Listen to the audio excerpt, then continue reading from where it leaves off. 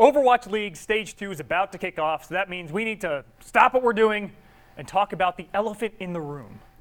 Can the Valiant turn it around? To answer that question and more, I'm going to need the help of Miss Emily Rand.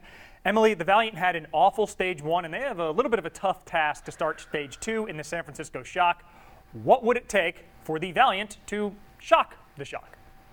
So it's actually funny talking to a lot of teams, including San Francisco.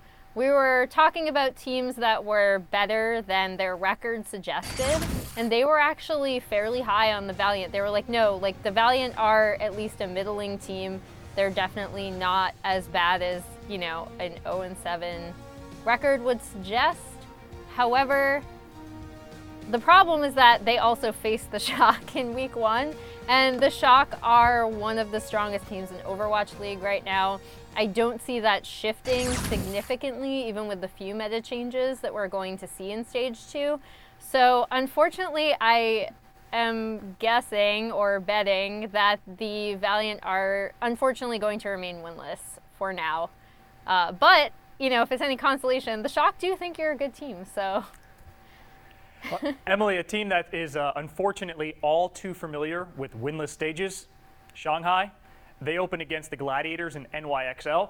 So I need you to look into your crystal ball and tell me, is Shanghai starting 0-2, 1-1, or can they sweep the weekend?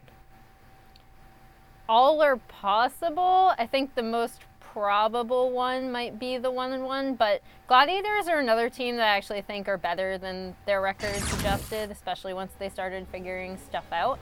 That being said, I mean, there's this giant cluster of teams where it was really depending on what teams they would face, right? And this is a tough week 1 opener for Shanghai. I do think that they will likely lose to NYXL, despite NYXL's recent struggles in stage playoffs against the Seoul Dynasty and their Sombra plan. I do think that the NYXL are still one of the best teams in the league, and they have a better and stronger understanding of the GOATS composition than what we saw from Shanghai. So if that continues, if we're going to continue seeing these triple compositions, I do think that NYXL has the edge there as well. So 1-1, maybe 0-2, those are my most probable guesses.